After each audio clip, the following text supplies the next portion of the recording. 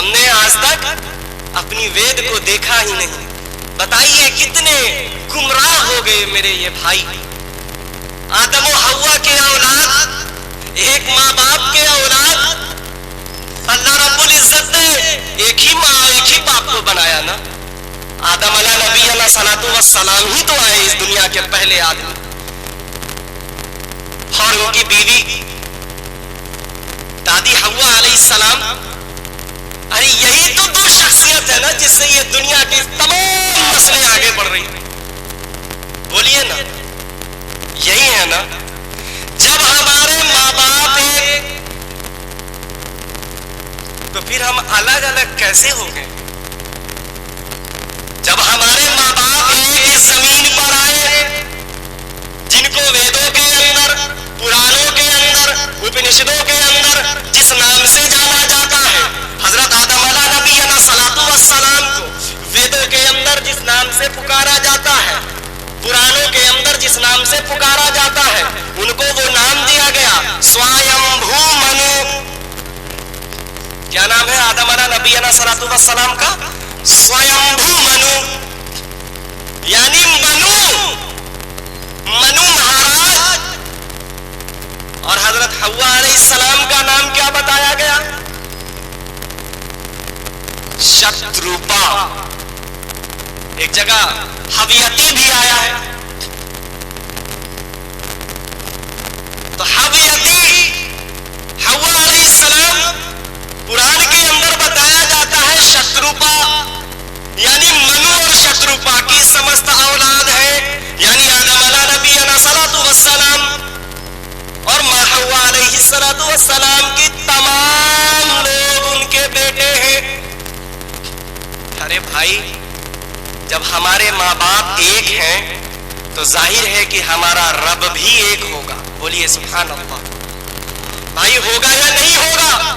اپنے دل پر ہاتھ رکھ کر بتاؤ کہ جب ہمارے ماں باپ ایک ہیں تو ہمارا رب بھی ایک ہے. کیونکہ جب ہمارے ماں باپ آئے تھے انہوں نے جو پہلے کلمہ پڑھا تھا وہ کلمہ تو یہی تھا نا، لا الہ الا اللہ آدم صفی اللہ.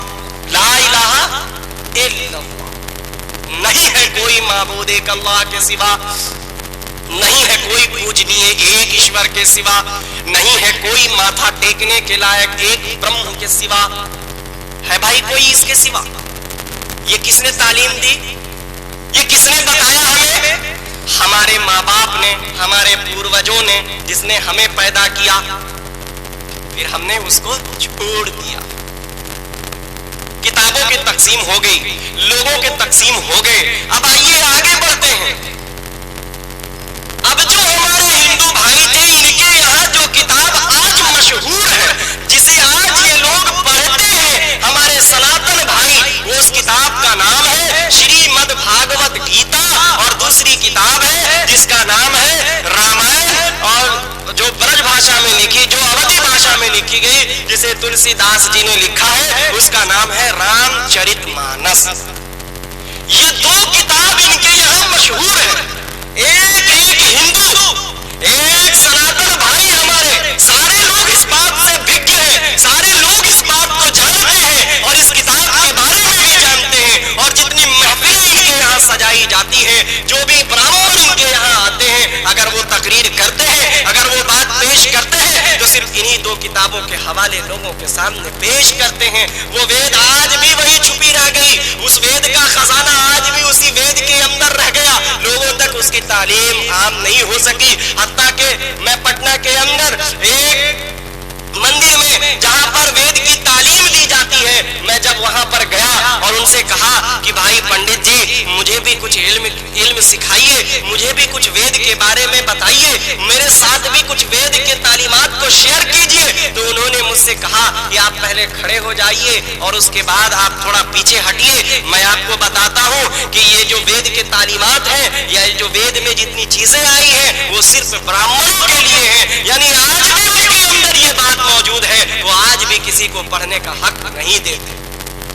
جو وید کی تعلیمات ہے انہوں نے آج بھی اپنے پاس چھپا کر رکھا ہے، اس کے خزانے کو لوگوں کے سامنے پیش نہیں کرتے. میرے بھائی، اللہ رب العزت نے کہا کہ ہم نے اس قرآن مجید سے پہلے لوگوں کو بہت کتابیں دی ہیں، اگر وہ لوگ اس کتاب کو کما حق اس طرح پڑھ لیتے جیسا اس کو پڑھنے کا حق ہے تو سمجھ لو کہ وہ اس قرآن کے اوپر ایمان لے آئے۔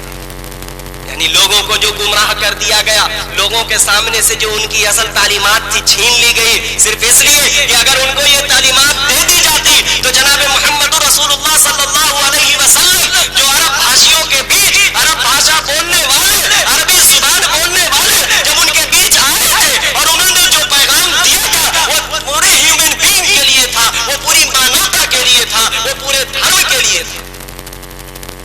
اگر یہ سارے لوگ اس کتاب کو پڑھے ہوتے تو وہ سارے کے سارے لوگ اس قرآن کے اوپر ایمان لے آتے۔ الذین آتیناہم الکتاب یتلونہ حق تلاوتہ اولئک یؤمنون بہ، ہے کہ نہیں ہے؟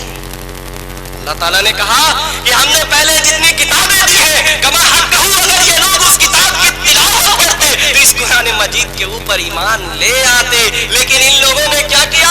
قرآن جو تعلیمات ان کے پاس تھی، دیکھیے میرے بات کہنے سے ایک بات یہ سامنے آ سکتی ہے کہ میں کسی چیز کو زبردستی ثابت کر رہا ہوں، لیکن میں بہت ہی ادب و احترام کے ساتھ آپ سے یہ عرض کر رہا ہوں کہ میں کسی چیز کو زبردستی ثابت کرنے کی کوشش نہیں کر رہا، میں صرف ایک بات ہے جو آپ کے سامنے رکھتا چلا جا رہا ہوں۔ دانشوروں کا یہ مجمع ہے، میں چاہتا ہوں کہ ہر ایک چیز کو تھوڑا تھوڑا کھول دوں تاکہ آپ کا کہیں بھی کسی بھی سناتن بھائی سے رابطہ ہو، ان سے سابقہ پڑے تو آپ یہ وہاں پر جتا دیجئے کہ میں محمد رسول اللہ صلی اللہ علیہ وسلم کا امتی ہوں، میں ان کا امت ہوں، میں ان کی امت میں ہوں، اور مجھ سے یہ کہا گیا ہے کہ تم اچھائی کا حکم دیتے ہو اور برائی سے روکتے ہو، میں صرف اچھائی کا حکم دینے کے لیے آپ کو کچھ آپ کے سامنے چند باتیں پیش کر رہا ہوں، اور یہ جو باتیں میں آپ کے سامنے پیش کر رہا ہوں یا یہ جو باتیں میں آپ کے سامنے بیان کر رہا ہوں یا بتا رہا ہوں، اس کی جو پریرنا مجھے ملی ہے، اس کی طرف بڑھنے کی جو اجازت مجھے ملی ہے وہ میرے رسول کے جانب سے ملی ہے کہ حجۃ الوداع کے وقت انہوں نے کہا تھا کہ جو لوگ یہاں پر حاضر ہیں وہ غور سے سن لیں، کہ جو لوگ یہاں حاضر نہیں ہیں ان تک یہ بات پہنچا دی جائے، مجھے رسول بنا کر اس دنیا میں بھیجا گیا تھا، میں نے وہ کام انجام دیا یا نہیں دیا؟ اے میرے صحابیوں بولو۔ تمام صحابیوں نے بہیک آواز میں کہا اے اللہ کے رسول، آپ نے تو وہ تمام باتیں پہنچا دی ہیں، آپ نے پہنچا دی، آپ نے وہ کام کر دیا جس کے لیے اللہ باری تعالیٰ نے آپ کو اس زمین کے اوپر بھیجا تھا۔ اللہ کے رسول جناب محمد رسول اللہ صلی اللہ علیہ وسلم آمنہ کے در یتیم انگلی کو آسمان کی جانب اٹھاتے ہیں اور کہتے ہیں اے باری تعالیٰ تو گواہ رہی ہو، اے باری تعالیٰ تو گواہ رہی ہو، اے باری تعالیٰ تو گواہ رہی ہو کہ ہم نے اپنا کام انجام دے دیا۔ میرے محترم بزرگوں اور دوستوں، یہ تعلیم، یہ اجازت، یہ حکم ہم کو میرے نبی نے دیا کہ جو یہاں موجود نہیں ہے ان تک یہ پہنچا دو کہ ان کا معبود کون اور کیسا ہے۔ میرے محترم بزرگوں اور دوستوں، لوگوں کی تقسیم ہو گئی، کتابوں کی تقسیم ہو گئی، اب آئیے بڑھتے ہیں۔ ان کے یہاں جو دو کتاب مشہور ہو گئی، معروف ہو گئی، بڑی حیرت کی بات ہے، ہم سارے لوگوں کو حیرت ہوگی، خود مجھے بھی حیرت ہوئی تھی جب میں نے پڑھا تھا۔ یہ دو کتابیں تاریخ کی کتاب، یہ دو کتابیں تاریخی کتاب ہیں۔ یہ جو شریمد بھاگوت گیتا ہے، یہ مہا بھارت کے 18ویں ادھیائے بھیشم پرو سے 18 ادھیائے یعنی 18 چیپٹر، اسے سمجھنے کے اعتبار سے ایسا سمجھ لیں کہ صرف اس میں سے 18 پارا نکال لیا گیا جس کا نام رکھا گیا شریمد بھاگوت گیتا۔ آج جو ہمارے سناتن بھائیوں کے یہاں پروگرام ہوتا ہے، آج جو ہمارے سناتن بھائیوں کے یہاں ذکر کی محفلیں سجتی ہیں، اس میں جس تعلیمات کو عام کیا جاتا ہے، وہ تعلیمات جس کتاب سے بتائی جاتی ہے وہ کتاب ایک تاریخی کتاب ہے، اور وہ کتاب کا نام شریمد بھاگوت گیتا ہے۔ اس گیتا کے اندر 18 ادھیائے ہیں اور 700 شلوک ہیں، اور اس کے اندر جو باتیں جمع کی گئی ہیں، جس کا مجموعہ تیار کیا گیا ہے، یہ دو لوگوں کی باتیں ہو رہی ہے، مہابھارت کی لڑائی ہو رہی ہے۔ ہریانہ کے کروکشیتر میں 18 دنوں کی لڑائی ہوئی ہے۔ اس 18 دنوں کے اندر میں جتنی تعلیمات کرشن نے ارجن کو دیے ہیں، وہ تمام تعلیمات کو ایک جگہ جمع کر کے اکٹھا کر دیا گیا، اس کتاب کا نام رکھا گیا شریمد بھاگوت گیتا۔ اب آئیے، اسی گیتا کی تبصرہ کر لیتا ہوں. میں نے یہاں خطبے کے بعد گیتا کے بھی 2 شلوک پڑھے. گیتا ادھیائے 16 اور شلوک نمبر 23 اور شلوک نمبر 24 کا میں نے پڑھا تھا. 23واں شلوک میں کرشن ارجن کو یہ بتاتے ہیں, بڑی غور سے سنیے گا. میرے سناتن بھائیوں سے بھی میری انورودھ ہے کہ آپ بھی اس کو غور سے سنیے گا. کرشن جی نے جو تعلیمات دی ہے اس پر دھیان لگائیے گا تو ظاہر ہے کہ آپ محمد صلی اللہ علیہ وسلم کا راستہ پکڑ لیجئے گا, اور جب ان کا راستہ پکڑ لیجئے گا تو صراط المستقیم سے ہوتے ہوئے جنت کے حقدار ہو جائیے گا. نہیں تو میرے مسلم بھائیوں, میرے مسلم امت مسلمہ کے نوجوانوں, یاد رکھیے کہ کل اگر ہم نے یہ دعوت, ہم نے یہ پیغام اگر اپنے ان سناتن بھائیوں تک نہیں پہنچایا تو یاد رکھیے کل قیامت کا دن ہوگا, باری تعالیٰ موجود ہوں گے, سب کا حساب و کتاب ہو رہا ہوگا. کہا جائے گا اے مولانا جائیے آپ کے لیے جنت. تو وہی میرا سناتن بھائی جو آج ہمارا پڑوسی ہے, ہو سکتا ہے اور ہوگا یہ بھی, میں کہتا ہوں کہ وہ آئے گا اور آ کر کے دامن پکڑ لے گا اور پکڑ کے کھڑا کر لے گا اور باری تعالیٰ کے سامنے پھر کھڑا کر دے گا اور کہے گا اے باری تعالیٰ تو کس بنا پہ اسے جنت دیتا ہے؟ یہ میرے پڑوس میں رہتا تھا, اسے تعلیمات معلوم تھی, اس کو قرآن کے تعلیمات معلوم تھی, اس کو حدیث کی ساری چیزیں معلوم تھی, اس کو معلوم تھا یہ پوری عبادت تیری کرتا تھا, آج تو نے اس کو اس کے بنا پہ جنت دے دیا. لیکن میں جسے کچھ بھی معلوم نہیں تھا, میں اس کے پڑوس میں رہتا تھا, یہ سب کچھ جانتا تھا, لیکن اس نے مجھ سے کبھی نہیں بتایا بھلا تو کس بنا پہ اسے جنت دیتا ہے. بتائیے اللہ تعالیٰ کا پھر فیصلہ کیا ہوگا ہمارے حق میں. اس نیت کے ساتھ ہم بیٹھے کہ کچھ سیکھ کر یہاں سے جائیں, اگر ہمارا سابقہ ان سے پڑھے تو ہم ان سے بات کریں اور اپنے نبی کی تعلیمات کو عام کریں. اس لیے کہ نبی کسی ایک ذات کے لیے خاص نہیں ہے, کسی ایک مذہب کے لیے خاص نہیں ہے, وہ تو پوری مانوتا کے لیے ہے, وہ تو پوری انسانیت کے لیے ہے, وہ تو پوری دنیا کے لیے ہے, وہ تو یونیورسل پروفٹ ہے, وہ تو انترراشٹریہ نبی ہیں. میرے محترم بزرگوں اور دوستوں, بتائیے نا قرآن کس کی کتاب ہے؟ میں سوال کرتا ہوں آپ سامعین سے, آپ بتائیے قرآن کس کی کتاب ہے؟ جی بھائی لگتا ہے کہ یہاں کے لوگ کھانا وانا نہیں کھائے ہیں کیا؟ ارے آچار سنہتا تو سرکار کے کاغذ میں لگی ہے نا, ہماری زبان پر تو نہیں لگی ہے. تو ذرا بلند آواز میں کہیے قرآن مجید کس کی کتاب ہے اور کس کی ہدایت کے لیے آئی ہے؟ ایسا کون کہتے ہیں؟ اللہ کہتا ہے نا. یہ کوئی عالم نہیں کہتے, یہ کوئی بزرگان دین نہیں کہتے, یہ کوئی علماء نہیں کہتے. اس کا حکم کیا جاتا ہے کہ یہ جو قرآن مجید ہے وہ پوری دنیا کی ہدایت کے لیے ہے, وہ پوری انسانیت کی ہدایت کی کتاب ہے. لیکن آپ حقیقت بتائیے کہ اس کتاب پر ابھی اگر کوئی ادھیکار رکھتا ہے یا اپنا ادھیکار جتاتا ہے وہ کون لوگ ہیں؟ بولیے نا بھائی. پھر سے خاموشی اختیار ہو گئی. مسلمان. لیکن یہ کس کی ہدایت کی کتاب آئی تھی؟ ساری انسانیت کے لیے آئی تھی. تو یہ کتاب سارے انسانوں کے ہاتھوں تک پہنچنی چاہیے یا نہیں پہنچنی چاہیے؟ پہنچنی چاہیے نا. باری تعالیٰ نے ارشاد فرمایا شہر رمضان الذی انزل فیہ القرآن ھدی للناس. رمضان کے مہینے میں قرآن مجید کو نازل کیا. کس لیے؟ کس کی ہدایت کے لیے؟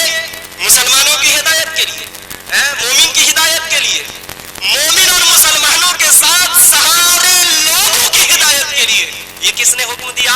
باری تعالیٰ نے حکم دیا.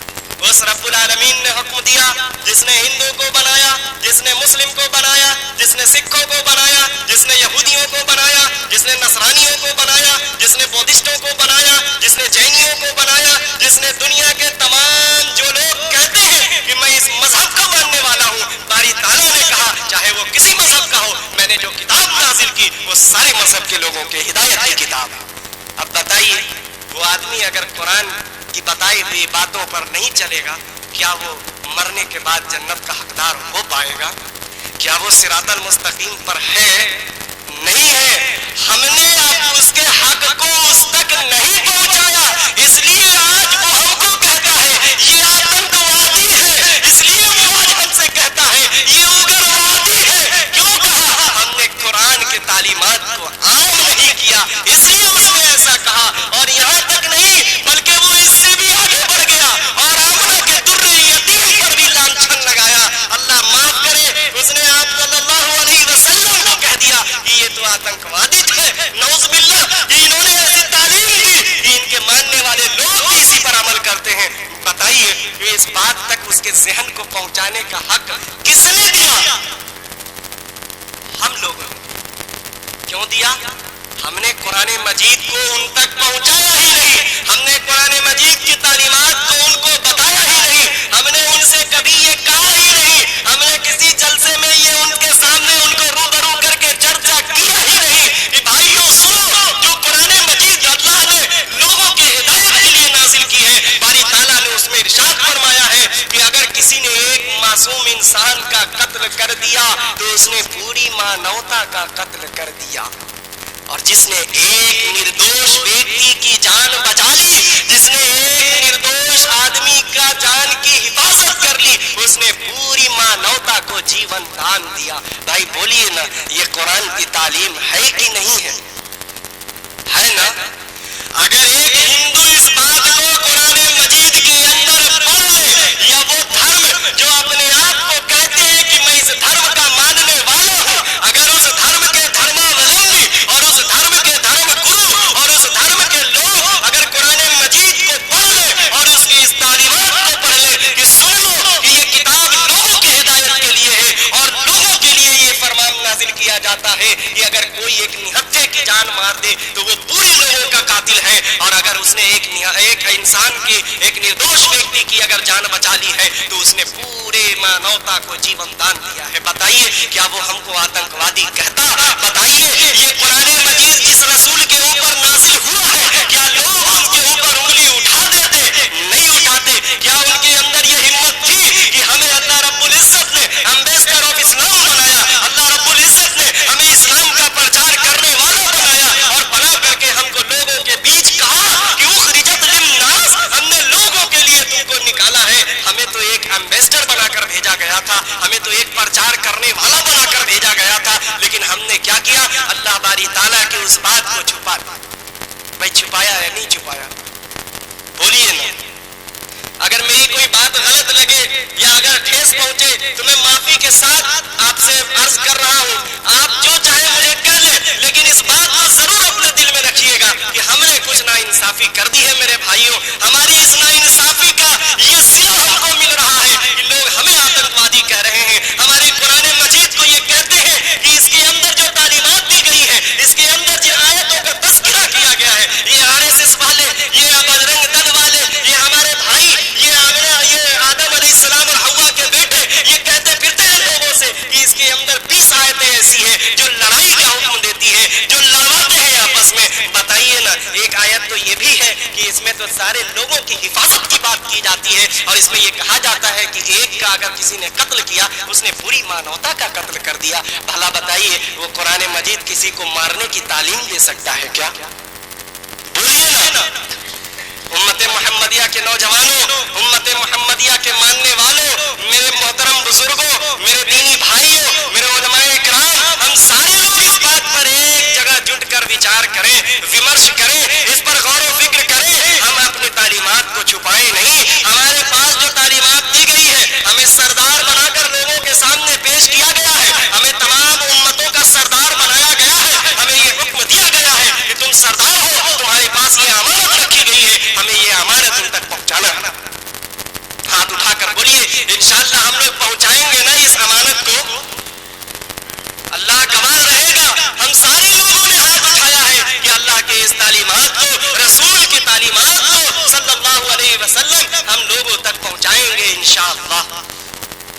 چاہے وہ مسلم ہو چاہے وہ غیر مسلم ہو، ہمیں دونوں میں کام کرنا ہے، ہمیں دونوں لوگوں تک بات پہنچانی ہے، اپنے بھائی کی بھی اصلاح کرنی ہے، اور جو لوگ گمراہ ہیں اور جن کو اسلام کے بارے میں کوئی باتیں معلوم نہیں ہے، ہمیں ان کی بھی اصلاح کرنی ہے، ہمیں ان کی بھی درستگی کرنی ہے، ہمیں ان کے بھی دل پر اللہ کی چھاپ کو چھوڑنا ہے. رسول صلی اللہ علیہ وسلم نے جو باتیں بتائی ہیں, جو عمل کرنے کی باتیں ہم تک پہنچائی ہیں, ہم چاہیں گے کہ ہم یہ چیزیں ان تک ہم دھیرے دھیرے پہنچائیں. اس کے لیے ہمارا اخلاق صحیح ہونا چاہیے, ہمارا کردار صحیح ہونا چاہیے, ہمارا عمل صحیح ہونا چاہیے, ہمارا پہناوا, ہمارا اوڑھاوا, ہمارا جسم, ہمارا شکل و صورت, یہ ساری کی ساری چیزیں آپ صلی اللہ علیہ وسلم کی کہے ہوئے طریقے پر ہونی چاہیے. تب اس میں برکت ہوگی, تب باری تعالیٰ ہم لوگوں کے لیے ایک راستہ بنائیں گے, تب ایک آندھی چلے گی, لوگ پہچانیں گے اپنے معبود کو. دیکھیے کرشن جی نے ارجن کو بتایا شریمد بھاگوت گیتا ادھیائے 16 شلوک نمبر 23 کے اندر اور 24 کے اندر کہا. 23 کے اندر یہ شاستر ودھی مت سرجیا ورتتے کامکارتہ نہ سدھی مواپنوتی نہ سکھم نہ پرام گتیم. کیا کہا انہوں نے؟ جو انسان شاستر ودھی کو تیاگ کر, شریعت کو چھوڑ کر اپنے من سے منمانا آچرن کرتا ہے, اپنے من سے منمانا عمل کرتا ہے, نہ سدھی مواپنوتی, نہ اس کو سدھی ملے گی, نہ سکھم, نہ اس کو سکھ ملے گا, خوشی ملے گی, نہ پرام گتیم, اور نہ ہی اس کو مغفرت مل سکتی ہے. کس کو؟ جس نے شاستر کے ودھی کو تیاگ دیا ہے, جس نے شریعت کو چھوڑ دیا ہے, جس نے کتاب کو چھوڑ دیا ہے, جس نے کتاب سے اپنے رخ کو موڑ لیا ہے, جو اپنے من سے منمانا آچرن کر رہا ہے, جو اپنے من سے منمانا کام کر رہا ہے, اس کو تین چیز کبھی نہیں مل سکتی. وہ اس زندگی میں رہ کر کے کبھی بھی اپنے آپ کو چین و سکون میں نہیں پا سکتا, اس کو سدھی نہیں مل سکتی, نہ اس کو خوشی ملے گی, کبھی اس کو سکھ نہیں مل سکتا, اور نہ وہ جب مر جائے گا تو اس کو مغفرت بھی نہیں ملے گی. کون آرڈر دے رہا ہے؟ کرشن جی آرڈر دے رہے ہیں. کس کو دے رہے ہیں؟ ارجن کو آرڈر دے رہے ہیں. سن لو, تم کبھی بھی کسی بھی حال میں شاستر کو مت چھوڑنا. باری تعالیٰ نے ارشاد کیا فرمایا؟ الذین آتیناہم الکتاب یتلونہ حق تلاوتہ. چھوڑ دیا لوگوں نے کتاب کو, گمراہ ہو گئے لوگ. قرآن مجید کے نازل ہونے سے کئی ہزار سال پہلے یہ کتاب آ رہی ہے. اس کتاب کو لکھا گیا, اس کتاب کو لوگوں کے سامنے بیان کیا گیا. اس کتاب کے اندر یہ بات درج کہ تم کبھی بھی شاستر کا پیچھا مت چھوڑنا, تم کبھی بھی شاستر کا دامن مت چھوڑنا, تم شریعت کو کبھی بھی اپنے ہاتھوں ہٹا کر اس سے منہ کو مت موڑنا. جس دن تم شریعت سے منہ کو موڑ لو گے تم گمراہ ہو جاؤ گے, تم کو تین چیز تو کبھی نہیں ملے گی. آگے کہا 24ویں شلوک میں تسمک شاسترم پرمانم تے کاریا کاریا ویوستھتو گیاتوا شاستر ودیانوکتم کرم کردو مہار ہسی. کہا کہ کون سا کام کرنا ہے اور کون سا کام نہیں کرنا ہے یہ شریعت ہی, یہ شاستر ہی تم کو بتائے گی. کیا بڑی عمدہ بات کہی. کیا کہا؟ کون سا کام کرنا ہے اور کون سا کام نہیں کرنا ہے, اس کا ذکر, اس میں کرنے کا حکم اگر کوئی دے گا تو وہ شریعت ہی دے گی, وہ شاستر ہی دے گی, وہ کتاب ہی دے گی. اور یہی شاستر اور اسی کے مطابق جب تم کام کو کرو گے تب تم مغفرت پا جاؤ گے, تب تم اس زندگی میں بھی خوشی پا جاؤ گے, تب تم یہاں بھی اپنے آپ کو سدھی میں محسوس کرو گے. تم پوری طرح سے مکمل اپنی زندگی اس سرزمین کے اوپر گزار رہے ہو. ایک بات اور حیرت کی بات, نوٹس کیجئے اس بات کو بھی. اگر آپ لوگوں نے قلم اور کاپی لے کر آئے ہیں تو لکھیے اس بات کو بھی. اسی کرشن جی نے ارجن کو یہ تعلیم دی کہ بھائی سن, جو مجھے اس دنیا میں بھیجنے والا ہے وہ ایک ہے. آج ہم اور آپ دیکھتے ہیں کہ سارے کے سارے لوگ کرشن جی کے پاس چلے گئے ہیں, ان کے چرنوں میں اپنے سر کو جھکاتے ہیں. ایک ایسے کے سامنے جنہوں نے یہ تعلیم ہی نہیں دی کہ میں تمہارا بھگوان ہوں, میں تمہارا ایشور ہوں. پورے 700 شلوک کے اندر ایک بار بھی کرشن جی نے یہ نہیں کہا کہ میں تمہارا رب ہوں, میں تمہارا بھگوان ہوں, میرے سامنے جھک جاؤ, کہیں نہیں کہا. بلکہ آپ 18واں ادھیائے اٹھائیے اور اس کے شلوک نمبر 18 کا 62واں شلوک کو دیکھیے. اس کے اندر انہوں نے ارجن کو بتایا تمیو شرنم گچھ سرو بھاوین بھارت ابھیتتھانم دھرمس तस्य तदात्मानम्, ये बताया उन्होंने, तमेव तू शरणम, पनाह में, गच्छ, चला जा, सर्व, पूरे, भावेन, भवन की जमा है, यानी मकान जो दुनिया में है एक मकान, वैसे मकान की जमा मकानों, सर्व मतलब पूरे, भवन यानी भावेन यानी पूरे मकानों, है ना, सर्व भावेन यानी जो पूरे मकानों का मालिक है उसकी पनाह में चला जा। उसका तर्जमा लिखा है गीता प्रेस गोरखपुर से छपने वाली श्रीमद् भागवत गीता के अंदर अध्याय 18 श्लोक नंबर 62 के अंदर ये चीज लिखी है कि तू सब प्रकार से उस एक की शरण में चला जा। क्या ऑर्डर देते हैं कृष्ण जी अर्जुन को? तू सब प्रकार से, तू हर तरफ से घूम कर उस एक की शरण में चला जा। मैं पूछता हूँ सनातन भाइयों से, ओ मेरे सनातन भाइयों, आप जरा बताओ कि कृष्ण जी जब वहाँ साक्षात मौजूद है, जब कृष्ण जी वहाँ पर हाजिर है और उनका भक्त अर्जुन जी भी वहाँ पर हाजिर है और कृष्ण जी ये ऑर्डर, आखिर ये उसकी, ये तीसरा कौन है जिसकी तरफ जाने का हुक्म, जिसकी तरफ जाने का ऑर्डर कृष्ण जी देते हैं 63वें श्लोक के अंदर श्रीमद् भागवत गीता के अंदर। तू सब प्रकार से उस एक की शरण में चला जा। अगर कृष्ण जी चाहते तो वहां पर अर्जुन को ये हुक्म दे देते कि हे अर्जुन तू सब प्रकार से मेरी चरण में चला आ। आज तो मामला चरण का है ना, ऑर्डर दिया गया उसकी शरण में चला जा, यानी तीसरा कोई था जिसकी शरण में जाने की बात कृष्ण जी कर रहे थे। लेकिन आज हम ये देखते हैं कि जितने लोग हैं वो कृष्ण जी की चरण में हैं, शरण की बात खत्म हो गई। बताइए ये गुमराह हो गए या नहीं हो गए? ये कौन कहता है? ये हाफिज शान बिहारी चतुर्वेदी इस बात को नहीं कहता, बल्कि श्रीमद् भागवत गीता के 18वें अध्याय के 63वें श्लोक में ये बात दर्ज है और मैं वहीं के हवाले से आपके सामने पेश कर रहा हूं। कहा गया वो एक है जिसकी शरण में जाना है, तत्प्रसदत् पराम शांतिम अस्थानम प्राप्स्यसि शाश्वतम, तब जाके तू परम शांति को यानी सबसे बड़ी सुकून को हासिल करेगा। परम शांति स्थानम प्राप्स्यसि शाश्वतम, और एक सच्चाई वाले सबसे आला दर्जा के मकाम को पाएगा जिसको हम जन्नतुल फिरदौस के नाम से जानते। क्या कहा उसने? जब तू उस एक की शरण में जाएगा और जब तू इस एक के सामने अपने सर को झुकाएगा, जब उस एक के सामने अपने नाक को रगड़ेगा, जब उस एक के सामने अपने घुटने को टेक देगा, तब जाकर के तू परम सुकून को हासिल करेगा, तब जाके तू उस जन्नत का हकदार हो पाएगा। ये ऑर्डर किसने दिया? कृष्ण जी ने अर्जुन जी को दिया। चलिए अब आगे बढ़ते हैं। मैंने जिक्र किया था वेद का। मेरे भाई दो चीज है, इसको गौर से ध्यान में रखकर सुनिएगा। एक चीज है धर्म और दूसरी चीज है संप्रदाय। एक चीज है धर्म दीन और दूसरी चीज है संप्रदाय। धर्म के अंदर उखवतो भाईचारगी होती है, धर्म के अंदर उखवतो भाईचारगी होती है, धर्म के अंदर मोहब्बत होता है, धर्म के अंदर अखलाक होता है। लेकिन जब अगर हम बात करें संप्रदाय की तो संप्रदाय के अंदर झगड़ा होता है, इसके अंदर अना होती है, इसमें अना को ठेस पहुंचती है और इसमें कोई ऐसा नहीं चाहता कि मैं जिसकी बात कहता हूं उसके अना से कोई, उसके अना को कोई बात पहुंचाए जाए और वो उससे ठेस को महसूस करता है। तब ये सांप्रदायिक दंगे होते हैं, तब ये लड़ाइयां होती हैं और इसको एक धर्म की लड़ाई का नाम दे दिया जाता है। मेरे मोहतरम बुजुर्गों और दोस्तों, ए दानिश्वरों, जरा गौर कीजिए कि धर्म तो हमेशा मोहब्बत और उखवत और भाईचारगी का पैगाम देता है, धर्म में कभी लड़ाई नहीं होती।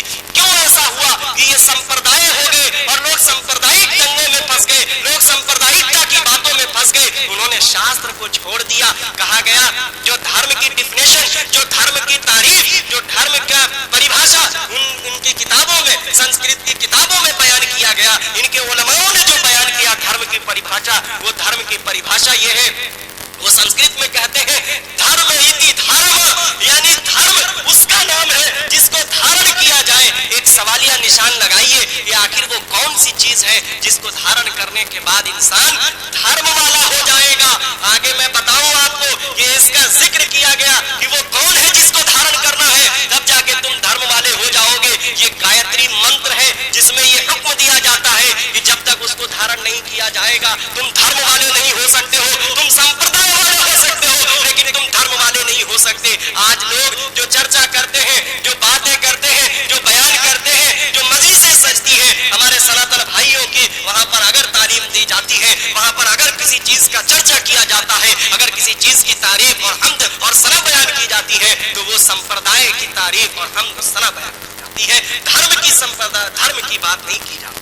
धर्म तो दीन है और दीन में मोहब्बत है, उखवत है, भाईचारगी है। यहाँ तो झगड़ा और लड़ाई का कोई जगह ही नहीं है। इसलिए देखते हैं आप, जब कोई दंगा होता है या कोई झगड़े होते हैं, कोई लड़ाई होती है, एक नाम दिया जाता है, अखबारों में, पेपरों में बड़े बड़े शब्दों में लिखकर ये लोगों के सामने पेश किया जाता है, ये एक सांप्रदायिक दंगा है। कभी नहीं बोला जाता कि ये एक धार्मिक दंगा है। क्यों? क्योंकि धर्म मोहब्बत सिखाती है, दीन मोहब्बत सिखाता है। ये लड़ाई और झगड़ा और कत्ल ये नहीं सिखाता, ये धर्म के रूह की बात ही नहीं है, ये धर्म के किसी पेज पर लिखी ही नहीं गई है।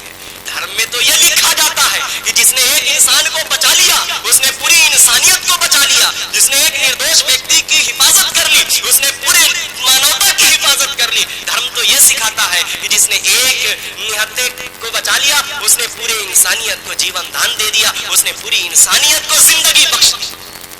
धर्म ये सिखाता है, धर्म लड़ाई और झगड़े नहीं सिखाता। अब कहा गया धर्म इति धर्म, जिसको धारण किया जाए वही धर्म है। अब आइए कि धारण किसे करना है, एक सवालिया निशान है। इस सवालिया निशान का जवाब देते हुए मैं आगे बढ़ता हूँ। ये धर्म जिसको धारण करना है, जिसके बाद इंसान धार्मिक हो जाएगा, जिसके बाद इंसान धर्म वाला हो जाएगा, जिसके बाद इंसान दीन वाला हो जाएगा, उसका वर्णन किया गया, उसका चर्चा किया गया गायत्री मंत्र के अंदर। गायत्री मंत्र में बताया गया कि किसे धारण करना है। कहा ओम भूर्भुवः स्वः तत्सवितुर्वरेण्यं भर्गो देवस्य धीमहि धियो यो नः प्रचोदयात्। इसमें कहा जाता है कि उस सुख स्वरूप यानी खुशी के मानिंद, सुकून के मानिंद, दुख नाशक, तकलीफों को दूर करने वाला वो सुख स्वरूप दुख नाशक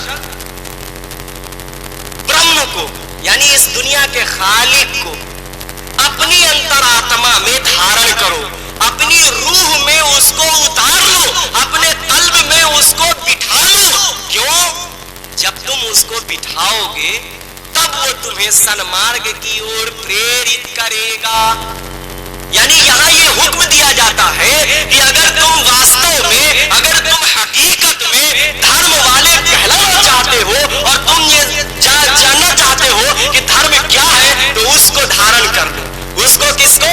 जिसको मोहम्मद सल्लल्लाहु अलैहि वसल्लम ने अरबी जुबान में अल्लाह कहकर पुकारा है ना, जिसको संस्कृत में खालिक को अगर संस्कृत में कहना हो